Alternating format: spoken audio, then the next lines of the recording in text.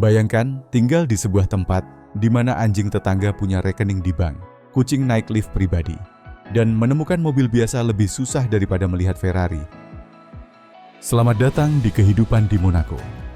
Negeri kecil di mana hampir setiap sudut jalan terasa beraroma parfum mewah dan angka kemiskinan benar-benar 0%. Hari ini aku akan membagikan 15 fakta mencengangkan tentang kehidupan sehari-hari di surga emas ini yang bisa mengubah cara kamu memandang kekayaan dan kemewahan. Monaco hanya seluas 2 km persegi, menjadikannya negara terkecil kedua di dunia setelah kota Vatikan. Dengan sekitar 38.000 penduduk, negara mungil ini punya kepadatan orang kaya tertinggi di bumi untuk setiap 12.600 orang yang tinggal di sana. Satu di antaranya adalah miliarder. Coba bayangkan sebentar, di kota biasa di Amerika, mungkin kamu tidak pernah sekalipun bertemu langsung dengan seorang jutawan. Di Monaco, berjalan santai di trotoar saja bisa membuatmu berpapasan dengan beberapa orang kaya besar sekaligus. Tingkat kemiskinan di sini benar-benar nol, bukan rendah atau hampir nol, tapi tidak ada sama sekali. Sumber pemasukan utama datang dari pariwisata dan kasino-kasino terkenal, tempat orang menghabiskan uang seperti menabur konfeti. Puluhan bank terbesar di dunia membuka cabang di negara sekecil perangko ini. Setiap jengkal tanah dinilai seperti emas. Padahal Monaco hampir tidak punya sumber daya alam selain pelabuhan kecil dan tebing batu yang curam. Di Monaco jumlah laki-laki jauh lebih sedikit daripada perempuan, dan selisihnya cukup besar. Tapi sebelum kamu buru-buru berkemas, ada hal penting yang perlu kamu tahu. Warga Monaco hidup jauh lebih lama dibandingkan kebanyakan negara lain. Usia harapan hidup rata-rata mencapai 87 tahun. Perempuan bisa hidup hingga sekitar 90 tahun. Laki-laki sekitar 85 tahun, melampaui angka di Jepang. Perempuan di sini bukan hanya kaya, tetapi juga tampil sangat anggun sampai membuat bangsawan Eropa pun bisa iri. Mereka turun dari mobil super mewah dengan pakaian desainer dari ujung rambut sampai ujung kaki, dan lancar berbicara bahasa Perancis, Inggris, dan Italia. Saat makan di restoran, hidangan mereka sering dihias serpihan emas agar sesuai dengan standar gaya hidup mereka. Urusan pernikahan juga menarik. Seseorang bisa menikah hanya sebulan setelah mendaftarkan rencana pernikahan. Tetapi ada syarat penting. Rencana itu wajib diumumkan di media. Hampir tidak ada ruang untuk privasi ketika kekayaan sudah setinggi ini. Banyak perempuan Monaco mengikuti sesuatu yang disebut pacte de vie sebelum menikah.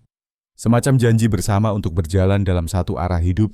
Bentuknya mirip pertunangan awal yang menunjukkan betapa seriusnya mereka memandang hubungan. Jika kamu terpikat dan jatuh hati dengan pesona perempuan Monaco, tulis angka 2 di kolom komentar dan bayangkan kencan impianmu bersama mereka. Namun menjadi penduduk Monaco bukan sekadar datang dengan membawa uang. Kamu harus menyewa atau membeli properti dan menyimpan setidaknya $550.000 di Bank Monaco. Pengajuan kewarganegaraan baru bisa dilakukan setelah tinggal di sana selama 10 tahun dan harus disetujui langsung oleh Pangeran Albert II. Kebanyakan orang hanya memegang izin tinggal. Warga asli yang benar-benar memiliki status monegask, jumlahnya jauh lebih sedikit daripada yang kamu kira. Di bagian ini Monaco makin menarik. Negara ini dikelilingi Perancis di 3 sisi, dan satu-satunya sisi lain menghadap Laut Tengah. Warganya tidak perlu visa untuk keluar masuk Perancis, karena mereka pada dasarnya hidup menempel di wilayah negara tersebut. Monaco tidak memiliki angkatan bersenjata besar sejak abad ke-17. Seluruh kekuatan militernya hanya sekitar 82 orang, menjadikannya salah satu tentara terkecil di dunia. Jumlah ini bahkan lebih sedikit daripada anggota marching band di banyak sekolah menengah. Namun hal itu tidak membuat Monaco menjadi tempat yang berbahaya. Di setiap sudut kota, terpasang ratusan kamera pengawas yang merekam kegiatan jalanan 24 jam sehari. Ditempatkan di lampu lalu lintas untuk memantau plat nomor dan gerak-gerik orang yang mencurigakan. Angka kejahatan begitu rendah sampai orang merasa aman meninggalkan mobil dan rumah tanpa terkunci. Dalam 1 tahun mungkin hanya ada 1 kasus pencurian mobil atau pembunuhan di seluruh negara. Hubungan dengan Perancis sangat erat, sehingga jika pemimpin Monaco meninggal tanpa pewaris, Monaco secara otomatis akan bergabung dengan Perancis. Banyak urusan diplomatik dan pajak dijalankan oleh pejabat Perancis.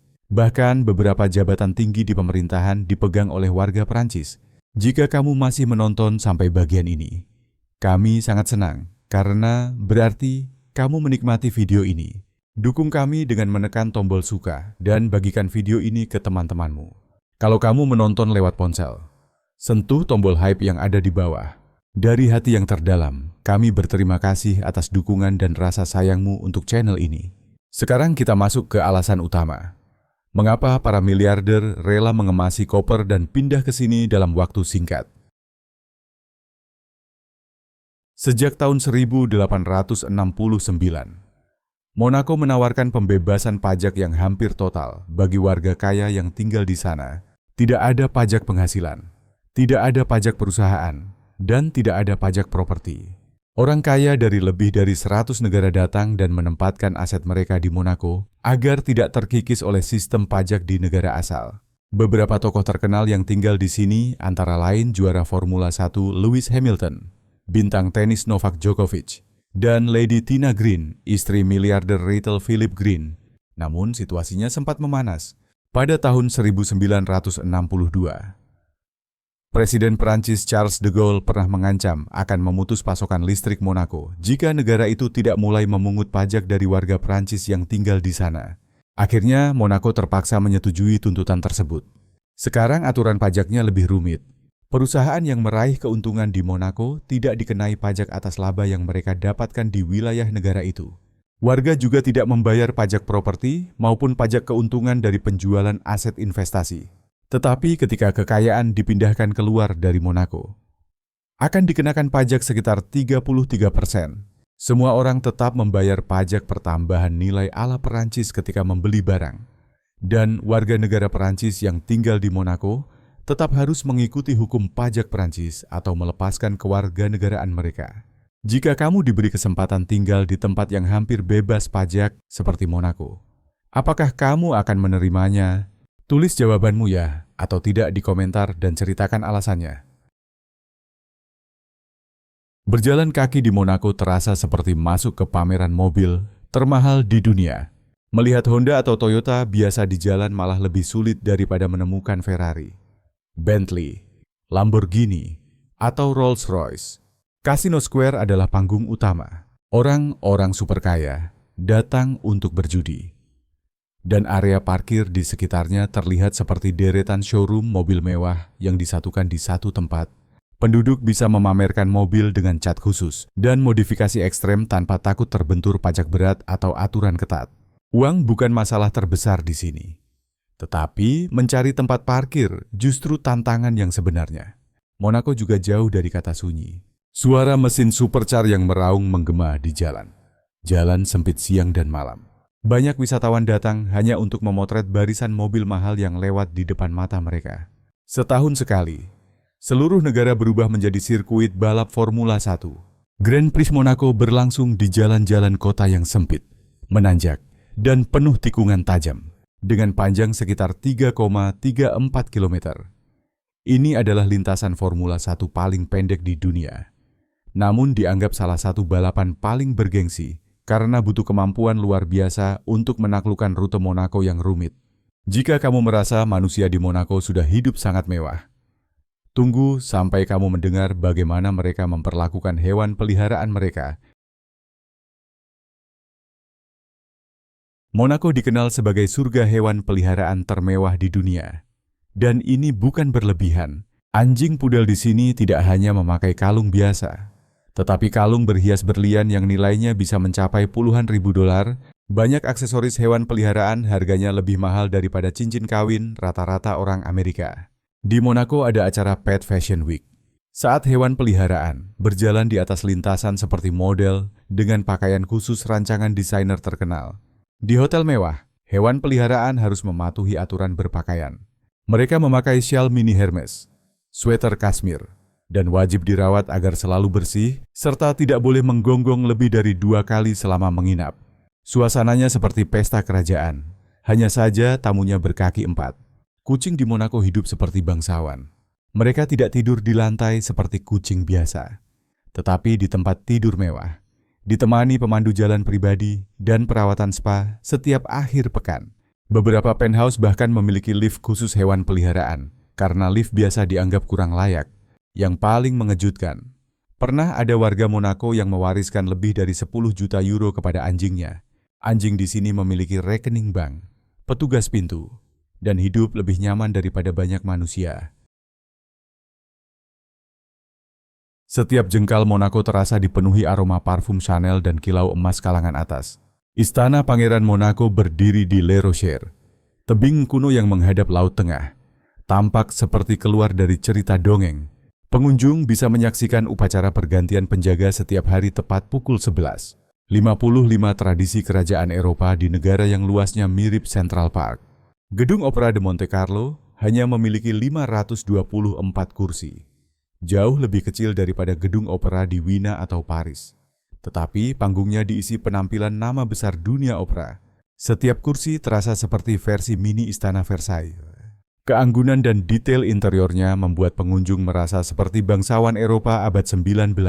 Bagi pecinta laut, Musée Oceanographique de Monaco berdiri di tepi tebing dan memiliki akuarium dengan lebih dari 6.000 spesies laut. Museum ini pernah dipimpin penjelajah Jacques Cousteau dan menjadi surga bagi penggemar dunia bawah air. Setiap koleksi tidak hanya dipajang, tetapi dilengkapi kode QR agar pengunjung bisa mempelajari informasi tiap spesies. Taman Mawar. Princess Grace memiliki lebih dari 8.000 rumpun mawar dari sekitar 300 jenis sebagai penghormatan bagi Putri Grace Kelly. Setiap bunga diberi kode QR sehingga pengunjung dapat mengetahui ciri setiap varietas. Di sini, pendidikan dan kemewahan berpadu dengan cara yang khas Monaco. Larvoto adalah satu-satunya pantai di mana air laut benar-benar dapat memantulkan bayangan yacht yang berlabuh di kejauhan. Berada di jantung Monte Carlo, Larvoto bagaikan garis emas yang memeluk garis pantai Laut Tengah. Pantai ini kecil, tetapi setiap jengkal pasirnya pantas masuk majalah perjalanan mewah. Pasir putihnya didatangkan dari luar. Kursi santai dibuat khusus untuk tiap resor, dan tidak ada musik keras yang mengganggu. Yang terdengar hanya debur ombak, bunyi gelas sampahnya beradu, dan wangi parfum Perancis yang terbawa angin laut. Suhu musim panas rata-rata sekitar 26 derajat Celcius dengan langit biru cerah selama hampir 3 bulan. Lautnya jernih dan berkilau sampai kamu perlu mengucek mata untuk percaya. Saat musim dingin, suhu sekitar 10 derajat dan cukup hangat untuk memakai mantel panjang, membuatmu merasa seperti bintang film tahun 1960-an. Larvoto memiliki deretan restoran, lounge, dan kafe kelas atas, di mana pakaian pantai berarti baju renang Versace dan kacamata hitam dengan harga setara uang sewa apartemen sebulan di Los Angeles. Yang menarik, ini adalah satu-satunya pantai umum di Monaco yang benar-benar gratis. Di sini, kamu bisa duduk di sebelah para jutawan tanpa perlu membayar pajak properti. La Condamine terkenal bukan hanya karena kemewahannya, tetapi juga karena suasananya yang tenang dan penuh misteri. Mobil yang masuk ke wilayah ini wajib beralih ke mode listrik yang senyap untuk mengurangi kebisingan. Bahkan suara mesin tidak boleh mengganggu ketenangan. Penduduk sering berkomunikasi hanya dengan tatapan dan gerakan, karena keheningan dianggap sebagai harta berharga di La Condamine. Wilayah ini menjadi tempat tinggal selebritas dan kalangan elit yang tidak sekadar menyukai privasi, tetapi menuntut ketenangan. Villa mewah, taman pribadi, dan hunian tertutup rapat menjadi ciri khas La Condamine. Lokasinya di samping pelabuhan Monaco yang dipenuhi yacht kelas dunia, dikelilingi bangunan bersejarah dan arsitektur megah. Kawasan ini terasa seperti taman rahasia bagi kalangan atas. Tinggal di La Condamine seperti hidup di istana di jantung Monaco, dengan sistem keamanan sangat ketat yang menjamin privasi penuh bagi para penghuninya. Ini bukan hanya tempat tinggal orang super kaya, tetapi juga tempat para selebritas memilih menghilang dari sorotan publik sambil tetap mempertahankan gaya hidup mewah. Terletak di atas tebing batu setinggi hampir 60 meter, kira-kira setara dengan gedung 18 lantai. Monaco Ville atau Le Rocher dianggap sebagai jiwa tua dari negara kecil yang makmur ini. Dari sini, Kamu dapat melihat pemandangan Teluk Monaco dan pelabuhan Hercules yang berkilau. Tempat berlabuh puluhan super yacht dengan nilai setara pesawat pribadi Boeing 737. Perpaduan suasana klasik yang tenang di atas dan gaya hidup mewah di bawah membuat pengunjung terdiam kagum. Monaco Ville tampak seperti lokasi film abad 13 yang hidup dengan jalanan berbatu, gang sempit berkelok, rumah pastel berdinding tebal, dan balkon kecil dengan bunga geranium. Istana kerajaan masih menjadi tempat tinggal keluarga Grimaldi yang memerintah Monaco sejak 1297 dengan tradisi upacara pergantian penjaga yang tetap dilakukan setiap hari pada pukul 11:55. Tempat ini terasa seperti kapsul waktu, di mana sebagian penduduk masih menggunakan bahasa Monegasque yang hanya dituturkan beberapa ribu orang di dunia. Warga setempat berpakaian rapi, bahkan saat berbelanja, dan menjaga kesopanan dalam percakapan.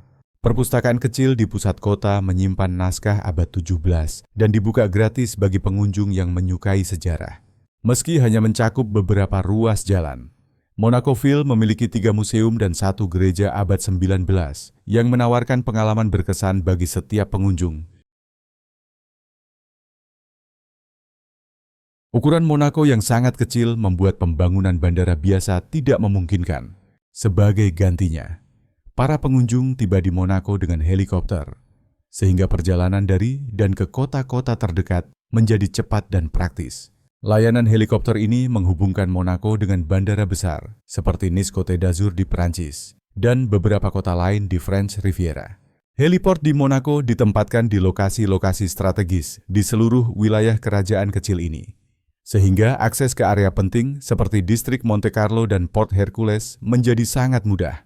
Perjalanan dengan helikopter sangat diminati para eksekutif bisnis, selebritas, dan tamu kaya yang ingin transportasi mewah dan efisien saat keluar masuk Monaco. Pemandangan helikopter yang terus mendarat dan lepas landas sudah menjadi bagian dari ritme harian negara ini. Tidak aneh jika kamu melihat beberapa helikopter berputar di atas Monaco pada waktu yang sama, membawa penumpang yang menganggap cara ini sebagai sarana paling praktis ketika waktu benar-benar sama berharganya dengan uang. Monaco mengadakan beberapa festival paling elit dan elegan di Eropa. Dan setiap acara mencerminkan sisi berbeda dari budaya kerajaan super kaya ini. Setiap bulan Januari, Monte Carlo International Circus Festival resmi dimulai. Tetapi ini bukan sirkus keliling biasa. Didirikan oleh Pangeran Rainier ketiga pada tahun 1974, festival ini sering disebut sebagai ajang penghargaan tertinggi dunia sirkus. Tempat para seniman terbaik dari seluruh dunia tampil di Chapiteau de Fontvieille dengan kursi penonton yang dirancang seperti bangku kerajaan. Para badut di sini tidak hanya bertugas membuat orang tertawa, tetapi juga mampu menyentuh perasaan penonton dengan seni dan ketelitian dalam setiap gerakan. Mereka bukan penghibur jalanan, melainkan seniman profesional kelas dunia yang menghabiskan puluhan tahun melatih kemampuan. Di Monaco, sirkus berubah menjadi seni pertunjukan yang sangat berkelas, lengkap dengan jeda minum sampanye dan tamu yang hadir dalam setelan resmi malam.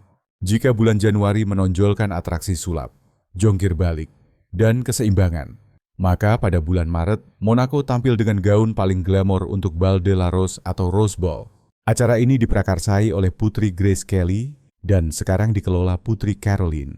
Ini bukan sekadar gala amal biasa, melainkan pesta mode meriah di mana gaun Chanel, musik orkestra, dan sampanye premium berpadu dalam satu rangkaian pertunjukan mewah. Bagian terbaiknya, seluruh hasil dari acara ini disalurkan untuk membantu pihak-pihak yang membutuhkan, menunjukkan bahwa gaya hidup mewah di Monaco tetap diiringi rasa kepedulian. Harga tiket dimulai dari ribuan dolar, dan daftar tunggunya dapat berlangsung hingga bertahun-tahun. Di sini bukan hanya soal berapa banyak uang yang kamu miliki, tetapi juga jaringan pergaulan dan status sosial yang berhasil kamu bangun. Di Monaco, setiap hidangan disajikan seperti sebuah pertunjukan. Hanya saja panggungnya adalah piring makan. Banyak bahan masakan didatangkan langsung dari yacht ke meja restoran agar tetap segar saat diolah. Salah satu hidangan khas adalah stokafi, ikan kod kering yang dimasak dengan anggur merah, saus tomat, bawang putih, bawang bombay, dan zaitun segar. Perpaduan aroma Mediterania dan rasa gurih pekat membuatnya menjadi semacam sup nasional bagi warga pesisir. Meski garis pantainya dipenuhi kapal-kapal mewah bernilai jutaan dolar. Jika kamu menyukai makanan manis, ada galapian, tart yang dibuat dari tepung, putih telur, semangka, almond, dan ceri. Sekali gigitan, rasa musim panas seakan meledak di mulutmu. Seperti perpaduan Prancis, Italia, dan Monaco yang menari di lidah. Proses pembuatannya memakai teknik yang diturunkan dari generasi ke generasi di kalangan koki kue terbaik Monaco. Porchetta di sini juga berbeda dari daging gulung biasa. Bagian dalamnya diisi hati dan adas, lalu dipanggang perlahan hingga kulitnya renyah dan aroma adas memenuhi seluruh dapur. Rasanya sedikit mengingatkan pada barbeku ala Amerika. Tetapi lebih halus dan jauh lebih mahal. Proses memasaknya bisa memakan waktu hingga 12 jam. Dengan koki terus memantau suhu dan bumbu yang digunakan, restoran di Monaco tidak sekadar menyajikan makanan, tetapi membangun pengalaman kuliner lengkap. Tempat makan berpredikat Michelin berjajar di sepanjang jalan. Dan untuk mendapatkan meja, seringkali perlu pemesanan beberapa bulan sebelumnya. Penampilan hidangan sama pentingnya dengan rasa, dengan tata letak makanan yang mirip karya seni. Dan disajikan di piring khusus yang nilainya bisa mencapai ratusan dolar per buah. Budaya minum teh di Monaco sangat berbeda dari tempat lain. Para tamu tidak hanya diminta mengenakan pakaian bernuansa merah dan putih, tetapi juga dianjurkan menggunakan bahasa Perancis kuno. Tawa keras tidak diperbolehkan, karena momen minum teh ini adalah upacara yang sangat formal dan anggun. Tingkat kehalusannya mungkin sulit dibayangkan oleh kebanyakan orang, dimulai pada abad ke-19 oleh Princess Anna Bedford. Tradisi teh sore hari kemudian menjadi bagian penting dari kehidupan kalangan bangsawan. Waktu ideal untuk menikmatinya adalah sekitar pukul 3.30 hingga pukul 5 sore.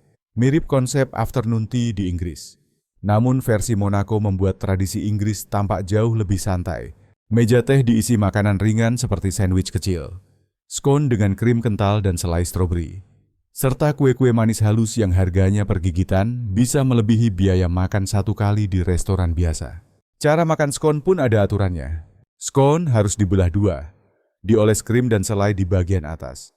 Tetapi tidak boleh diaduk menjadi satu. Ada teknik khusus yang diajarkan kepada tamu baru. Dan kesalahan akan diluruskan dengan teguran halus, namun tegas dari tamu lain. Teh diracik dari daun teh segar, dengan teh hitam seperti Darjeeling atau Earl Grey sebagai pilihan yang paling sering disajikan. Semua disuguhkan dengan teko, cangkir, dan piring kecil dari porselen mewah yang mencerminkan tingkat keanggunan yang diharapkan dalam acara minum teh kerajaan. Saat ini, banyak hotel mewah di dunia menawarkan paket royalty. Tetapi hanya di Monaco, tradisi ini dijalankan sebagai upacara resmi.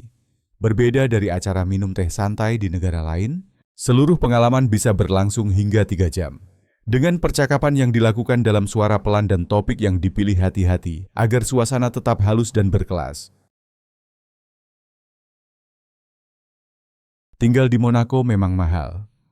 Tetapi jika kamu menyukai kemewahan, keamanan, dan tidak suka membayar banyak pajak, tempat ini bisa terasa seperti surga. Sewa apartemen satu kamar di pusat kota berkisar antara 4.500 hingga 6.000 dolar per bulan. Namun jika kamu mau sedikit berkompromi dan memilih apartemen di Beausoleil, kota kecil yang letaknya hanya beberapa langkah dari Monaco, kamu bisa menghemat hingga 30% biaya sewa sambil tetap menikmati pemandangan yacht yang berjejer. Jika tinggal bersama teman atau pasangan dan menyewa apartemen 2 kamar, biaya sewa dapat dibagi, sehingga kalian bisa menghemat sekitar 1.500 hingga 2.000 dolar per bulan. Tagihan seperti listrik, air, sampah, dan pemanas biasanya berada di kisaran 200 hingga 250 dolar per bulan. Tetapi penggunaan perangkat hemat energi dan mematikan pendingin ruangan saat tidak berada di rumah bisa mengurangi pengeluaran sekitar 30 hingga 40 dolar per bulan. Internet cepat sekitar 65 dolar. Dan jika dibagi bersama penghuni lain, biayanya turun menjadi sekitar 32 dolar per orang. Makan di restoran kelas menengah memakan biaya sekitar 30 hingga 50 dolar sekali makan. Tetapi supermarket seperti Carrefour atau Marché de la Condamine menjual bahan makanan segar dengan harga lebih terjangkau. Jika kamu memasak sendiri dan berbelanja dengan cermat, biaya makan dapat dijaga di sekitar $600 per bulan. Asalkan tidak terlalu sering membeli produk impor yang sangat mahal. Transportasi umum hanya sekitar $25 per bulan. Meskipun tidak populer di kalangan orang kaya, bagi kamu yang tidak mengemudi, ini sangat murah dibandingkan biaya parkir yang bisa mencapai $300 per bulan di garasi mewah. Banyak penduduk lebih memilih berjalan kaki atau menggunakan skuter listrik untuk jarak pendek. Dan cara ini justru menjadi gaya hidup baru yang cukup trendy di kalangan anak muda kaya. Biaya keanggotaan gym berkisar antara $100 hingga $150 per bulan. Tetapi banyak hotel dan apartemen mewah sudah menyediakan pusat kebugaran dengan pelatih pribadi dan layanan spa tanpa biaya tambahan. Perawatan gigi memang mahal, namun jika kamu tidak memiliki masalah khusus, kamu bisa menyeberang ke Perancis yang jaraknya hanya sekitar 15 menit untuk pemeriksaan gigi dengan biaya sekitar 40% lebih murah dibandingkan tarif di Monaco. Singkatnya, meskipun biaya hidup di Monaco bisa mencapai sekitar $6.000 hingga $8.000 per bulan, perencanaan keuangan yang cerdas dapat menurunkannya menjadi kira $4.500 hingga $5.500 per bulan sambil tetap menikmati penghasilan tanpa pajak.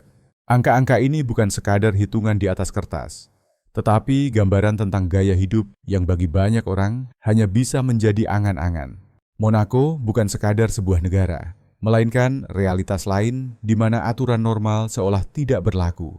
Dari hewan peliharaan yang memiliki rekening bank, pengumuman pernikahan wajib di media, kawasan yang tenang seperti perpustakaan, hingga festival yang menelan biaya lebih besar daripada gaji tahunan kebanyakan orang. Monaco adalah puncak tertinggi dari kemewahan dan gaya hidup berlebih.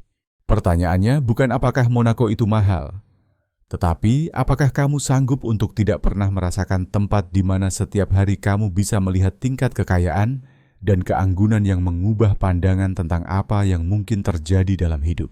Kerajaan kecil ini telah menciptakan gelembung kemakmuran begitu kuat, sehingga menjadikannya semacam laboratorium hidup tentang bagaimana para super kaya menjalani hari ketika uang bukan lagi batasan. Hal apa yang paling mengejutkanmu tentang kehidupan sehari-hari di Monaco?